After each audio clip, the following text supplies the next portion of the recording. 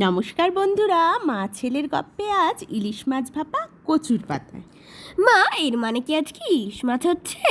হ্যাঁ, আজকে ইলিশ মাছ হচ্ছে। প্রথমে আমি ইলিশ মাছগুলোকে ধুয়ে নিয়ে তার ওপরে দিয়ে দিলাম জিরে আর সর্ষে বাটা, এরপরে হলুদ আর লবণ, এরপরে দিয়ে দেবো 1 চামচ কাঁচা লঙ্কা বাটা। কাঁচা লঙ্কাটা একটু কমই দিচ্ছি, কারণ তুই তো আবার ঝাল খেতে বেশি ভালোবাসিস না।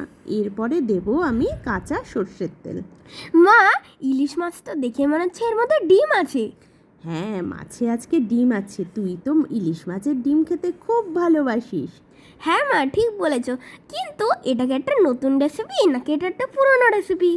না না, এটা অনেক পুরনো রেসিপি। আমার মা, দিদা, ঠাকুমা এরা করতেন। তারা করতেন কাঠের উনুনে, কিন্তু এখন তো একটু দিন বদলে গেছে। আমি আমার মতো করে একটু নতুনত্ব করে নিচ্ছি আর হালকা হাতে মেখে নিলাম। মা, টেস্ট কি ওরকমই থাকবে? হ্যাঁ হ্যাঁ, টেস্ট ওরকমই থাকবে। দেখ না, কচুর পাতায় আমি ইলিশ মাছটা দিয়ে নিলাম। এবার কড়াইতে অল্প একটু তেল দিয়ে কচুর পাতাটা আমি দিয়ে দিলাম কড়াইতে। কচুর পাতাগুলো আমি খুব ভালো করে ধুয়ে 7 মিনিট গরম জলে ডুবিয়ে রেখেছিলাম।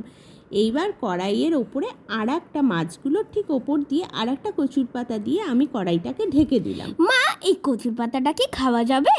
হ্যাঁ, কচুর পাতাটা অবশ্যই খাওয়া যাবে। এটা সর্ষের তেল আর কাঁচা লঙ্কা দিয়ে খুব সুন্দর করে মেখে নিতে হবে। দেখ, রান্না রেডি। খুব তাড়াতাড়ি হয়ে যায় রে এই রান্নাটা। মা, সত্যি এটা দেখতে কিন্তু বিশাল টেস্টি লাগছে। তাহলে তুমি তাড়াতাড়ি আমাকে খেতে দিতে থাকো, এবং রান্নাটা যখন হয়ে গেছে তুই গরম ভাত দিয়ে খেয়েই নে। Thank you for watching today's video.